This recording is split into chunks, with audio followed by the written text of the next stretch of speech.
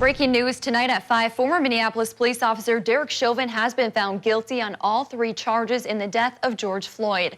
Here's a live look from Minneapolis, where hundreds gathered in the streets awaiting that verdict. And reactions have been coming in from across the country and right here at home. This crowd marching through the streets of Duluth. We'll hear from our reporter on the scene there coming up in just a few minutes.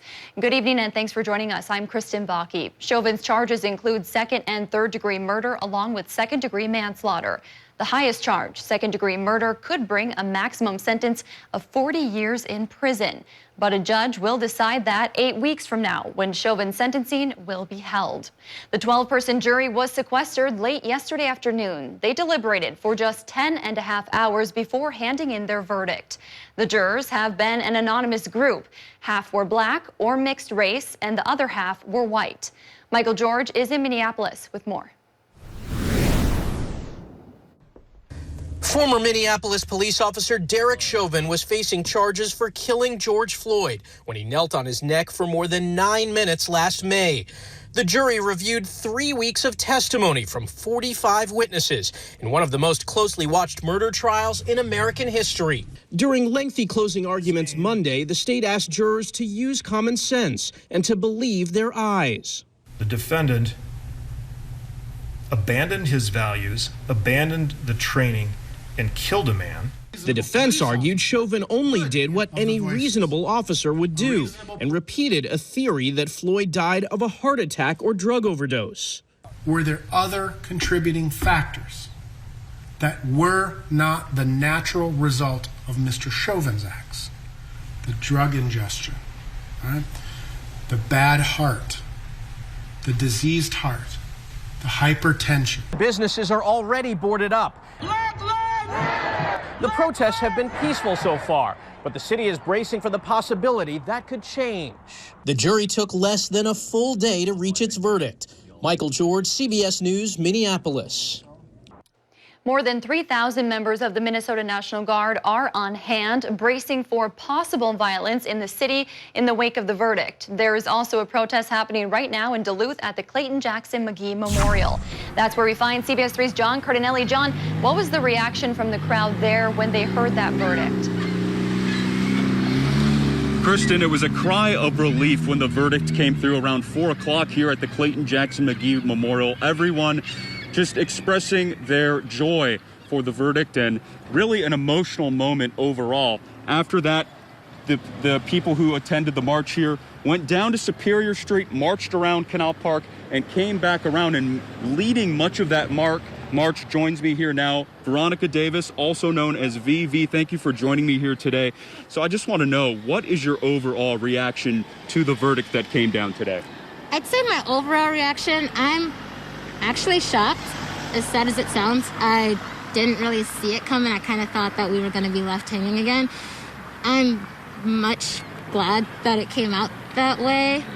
But yeah, overall, I was just more shocked. I definitely was relieved, but more shocked. Definitely. And attending a lot of these marches, speaking with the people here, they say like they just haven't been heard. History repeats itself. Do you feel like with this verdict and this decision, you're finally being heard? I'd say we are being heard. I'm not sure for the exact reasoning, because a lot of the same things that we're doing now we did in the past, except for the main thing that everybody talks about. I feel like we have a lot to do going forward. I somewhat feel like this is just the beginning. I'm not downplaying that at all. I do think that George Floyd definitely deserves this, but I also think of all the other people that could have gotten the same outcome. So I feel like we have a lot more to do, but yeah, overall, we're just relieved. All right, Veronica Davis, thank you very much for your time, and we'll have much more coming up later tonight. For now, Kristen, I'll send things back to you. Yeah, John, we will check in with you later on in the show. Thank you. In a statement within the last hour, Minnesota's governor called the verdict an important step forward for justice. Governor Tim Walz wrote that the trial is over, but the work has only begun, promising that the path toward justice does not end today. He added that no verdict can bring George Floyd back, and his heart is with his family. Walz is planning a live address coming up at 5:30 tonight. We will be carrying that live on our websites and our Facebook pages. There has only been one known murder conviction for a Minnesota police officer accused of killing a civilian. In 2017, Somali-American officer Mohammed Noor, a former Minneapolis officer, was convicted of third-degree murder and second-degree manslaughter in the shooting death of a white woman, Justine Damon. It happened while officers were responding to a domestic violence call. According to our sister station in the Twin Cities, a jury has never found a white officer guilty of murdering a civilian in Minnesota. Of course, many will be watching the second-degree manslaughter case against former Brooklyn Center police officer Kim Potter. She's accused of shooting and killing Dante Wright during a traffic stop earlier this month. Potter will be back in court next month. Today, Minnesotans continue to mourn the loss of a man who many call a homegrown hero, former Vice President Walter Mondale. He passed away of natural causes in Minneapolis yesterday. Northlanders spoke with CBS 3's Emma Quinn as they remember what their former colleague and friend meant to both them and the state. And just have that last visit with him, knowing full well that when we walked out and left and headed home, that's going to be the last time we saw him. Many Minnesotans will remember Walter Mondale for his many political roles: Minnesota Attorney General, U.S. Senator, Vice President, and Democratic presidential nominee. But for St. Louis County Sheriff Ross Littman, he remembers Mondale as a close family friend. Littman visited Mondale last week to say his final goodbye. It was really a friendship that started between my dad and Vice President Mondale. The things that I'll remember the most with Walter Mondale is spending time in a boat fishing walleyes. For former state Senator Roger Reiner, Mondale was his first introduction into public service, counting votes at local precincts during the 1984 presidential election.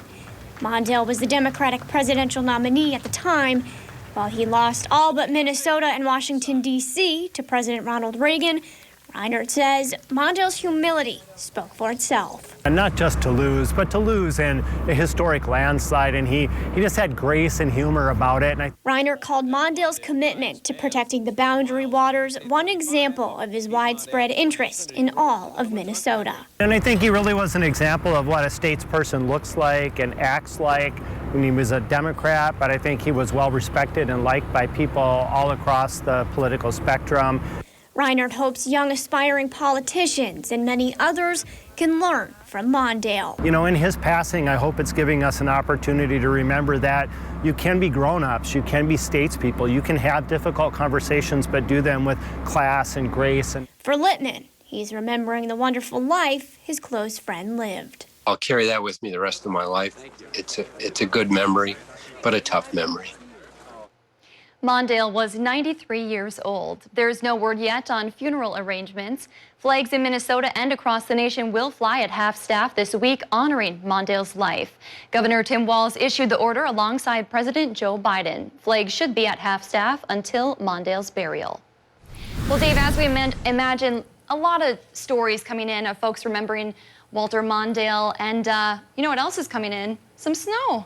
Looks like. Our 20 to 30% chance for flurries is paying off to the west of our region right now. Here's a picture from Upper Red Lake. This is the eastern shore, so a bit of this is lake influence as well. But our friends at the National Weather Service show the flurries flying fast and furiously over in that neck of the woods.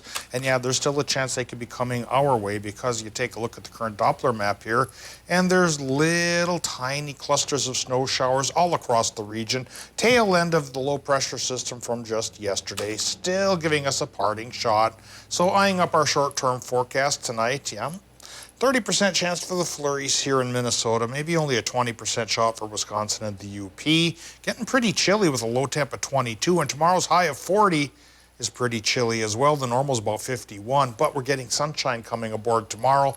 Will that lead to a warm-up on Thursday? I'll show you which way those temperatures will go in a few more minutes. Sounds good. Thanks, Dave. Still to come on Live at 5. With all the people renting in Wisconsin, it's important to know your rights. City by City is coming up next. Plus, later in the show, we'll get another look at the protests happening right now in light of Derek Chauvin's verdict. You're watching Live at 5 with Kristen Vaki and weather with meteorologist Dave Anderson on Live Local CBS 3.